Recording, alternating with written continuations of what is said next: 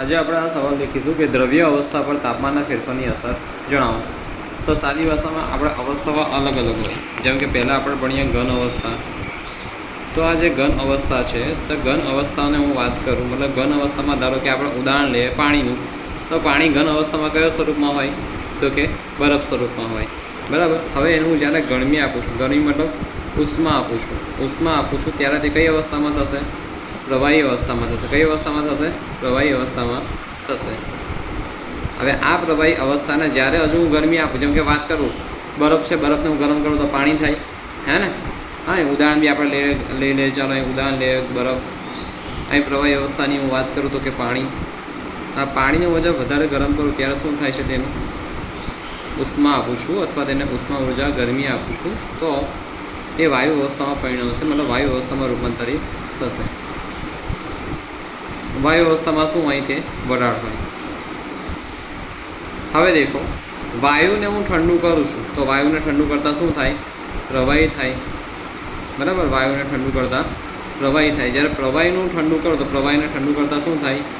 ઘન અવસ્થામાં રૂપાંતર થશે. તો આ યાદ રાખવાનું છે. સિમ્પલ ભાષામાં વરાળ છે, વરાળને ઠંડી કરો ત્યારે શું થાય?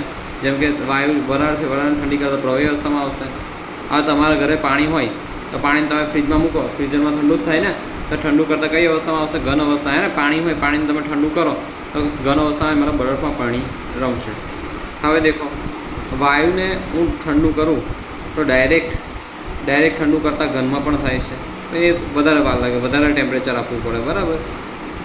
અને ઘનને કેટલાક અપવાદો એવા છે કે ડાયરેક્ટ ગરમ કરો ને તો ડાયરેક્ટ વરાળમાં પરિણમે છે. જેમ કે વાત કરું કપૂર, નેપ્થેલિનની ગોળીઓ, જેને રમણની ગોળીઓ પણ કહી, ને કપૂર તમે હાથમાં મૂકશો તો તે હાથમાં મૂકતાં શું થશે? પીગળે નહીં, ડાયરેક્ટ જ વાતાવરણમાં મતલબ વરાળ બની અમે સિમ્પલ ભાષામાં રૂપાંતરિત થઈ જશે. ડાયરેક્ટ ઘનથી ડાયરેક્ટ વાયુમાં થઈ જશે. બરાબર. ઘનથી વાયુમાં થશે. કોણ? કપૂર. ઘનથી ડાયરેક્ટ વાયુમાં થશે. આ અપવાદ છે. ઘનથી પ્રવાહીમાં નથી જતું. કપૂર અથવા ડમરની ગોળી અથવા નેપ્થેલિન બોલ્સ એ શું થાય છે? ઘનથી ડાયરેક્ટ વાયુ અવસ્થામાં જતું રહે છે. આ ધ્યાન રાખવાનું. કોણ? તો કે કપૂર. તો આ સવાલ સિમ્પલ છે અને બહુ હેલો સવાલ છે, યાદ રાખવાનો છે. જરાય તકલીફ પડે એવું છે નથી કે ઘનથી તમે પ્રવાહી અવસ્થામાં લાવવા માટે ઉષ્મા આપવી પડે. આ પ્રવાહી અવસ્થામાં તમે ઉષ્મા આપો તો વાયુ બને, વાયુને તમે ઠંડુ કરો તો પ્રવાહી બને, પ્રવાહીને તમે ઠંડુ કરો તો પાછું ઘન થાય. અને વાયુને ડાયરેક્ટ ઘણા વાયુ એવા, અમુક વાયુ એવા છે કે ઠંડા કરતાં ડાયરેક્ટ ઘન અવસ્થામાં પરિણમે છે. જ્યારે અમુક ઘન પદાર્થ એવા છે તેને ગરમ કરતાં ડાયરેક્ટ વાયુ અવસ્થામાં પરિણમે છે. તો આ યાદ રાખવાનું છે.